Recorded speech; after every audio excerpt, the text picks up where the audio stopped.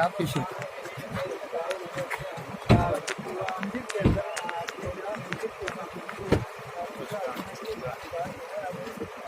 Delhi side में जाना पड़ेगा।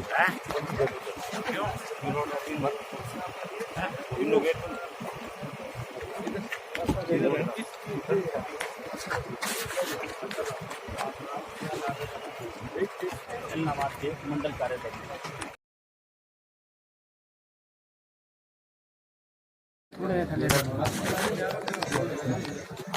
इस्तीफा दिया था, बात को लेकर किया था कि 3 कृषि के कानून जो कानून बने और उससे जब देश के किसानों ने आंदोलन किया और उनकी तरफ से एक मांग की कोई भी पॉलिटिकल व्यक्ति अगर हमारा समर्थन करना चाहता है तो पहले रिजाइन कर। हमारी पार्टी ने तो पहले दिन से समर्थन किया हुआ था, लेकिन जब ये बात आई थी तो मैंने अपने हल्के के लोगों से आकर के मिलकर के पूछा था कि आज जो है इस आंदोलन को और ताकत देने की जरूरत है और उसको ताकत इस बात से मिल सकती है कि अगर मैं विधानसभा की सदस्यता से इस्तीफा देता हूँ तो जहाँ ये आंदोलन मजबूत होगा, वहीं बहुत सारे ऐसे लोग हैं हरियाणा में जो कहीं ना कहीं किसान के नाम पे राजनीति, उनके चेहरे उजागर हो जाएंगे, वो नंगे हो जाएंगे। और मुझे लोगों ने खुद क्योंकि कहा था कि आपको तुरंत इस्तीफा दे देना, और मैंने लोगों की भावनाओं के अनुरूप विधानसभा से इस्तीफा दिया। और अब जब चुनाव आया तो इस चुनाव में भी मैंने हल्के के लोगों के जिम्मे छोड़ा था कि आप ही फैसला करो कि आपके यहाँ से कौन चुनाव लड़े।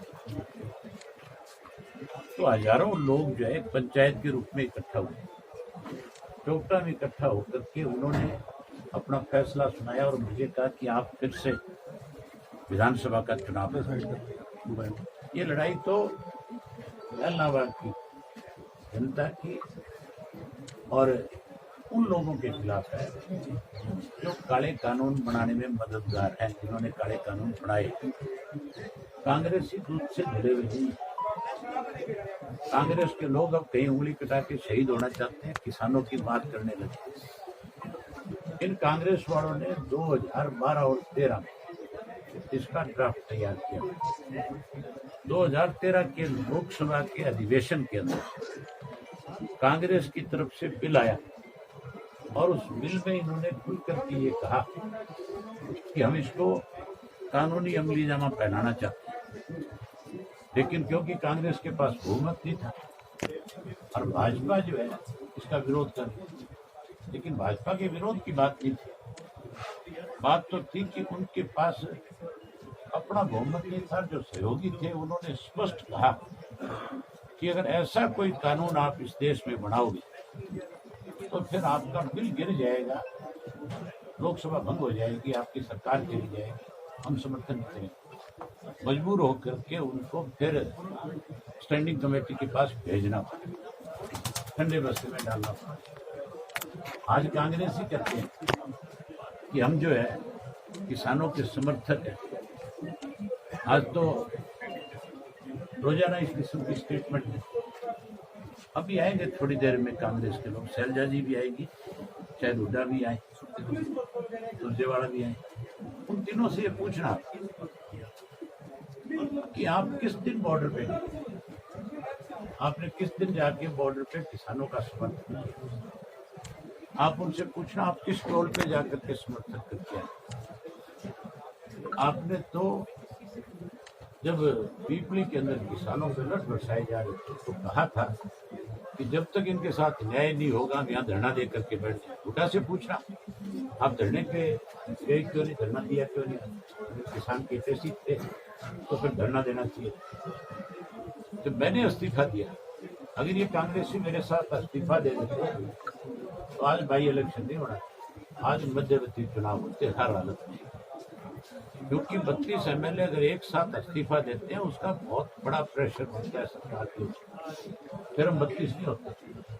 फिर बहुत सारे और ऐसे एमएलए थे जो उस वक्त इतने डरे हुए थे जो हर हालत में इस्तीफा देते और ये सरकार गिर जाती। क्या इस्तीफा आगे उसके बाद भी बताते, फिर इसको कैसे बीजेपी की सरकार को ऑक्सीजन मिले, इसके लिए हुड्डा जो है, हम पूछना कि आप किस लिए सरकार के खिलाफ है विश्वास प्रस्ताव में, किसानों को लेकर के चर्चा करने की बात तो अर्जेंट मोशन दे देते, आप कॉलिंग अटेंशन देते, आप 0 ओवर में इस इशू को उठाते हैं, आप उसके ऊपर चर्चा करते, बजाय ये सब कुछ करने के ये अपना नो कॉन्फिडेंस मोशन लेकर के आगे और उससे वो 30 के 32 हुए, लेकिन उस सरकार को 6 महीने की ऑक्सीजन मिली।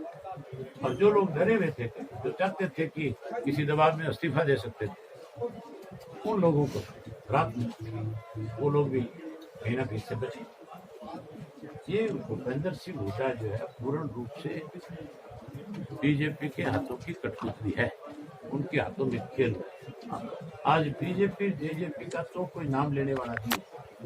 आज ऐसी हालत है कि जब गांव में जाएंगे वोट मांगने, तब लोग एहसास कराएंगे उनसे इस बात का, खास करके कि आपका जो फैसला है, जो 3 कृषि के काले कानून आपने बनाए हैं, ये हमारे लिए मौत है, हमारी डेथ के कारण है, हम आपको किसी कीमत पे अपना वोट नहीं देंगे। लेकिन कांग्रेस को भी लोग साथ ही साथ सबक सिखाएंगे। दूसरी तरफ कांग्रेस और बीजेपी की हालत तुम्हारे सामने है। आज जो है इनके पास अपने कैंडिडेट नहीं है। एक आदमी 10 दिन पहले कांग्रेस ज्वाइन करता है, कांग्रेस वाले उठाकर तो उसको टिकट दे देते हैं।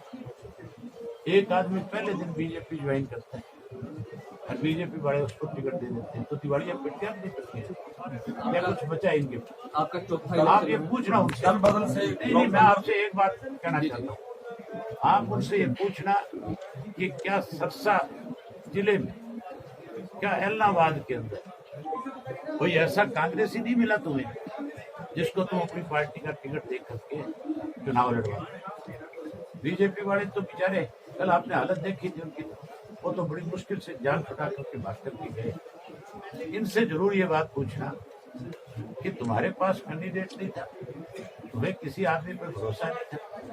अगर भरोसा करते किसी तो फिर कांग्रेस का उम्मीदवार आना चाहिए था, ना कि पैराशूट से उतारने वाला उम्मीदवार। कांग्रेस में भी गुटबाजी सामने आ रही है। भरत सिंह बेनीवाल ने अपने कार्यकर्ताओं को बुलाया, समर्थकों की मीटिंग बुलाई। भरत सिंह पुराना कांग्रेसी है।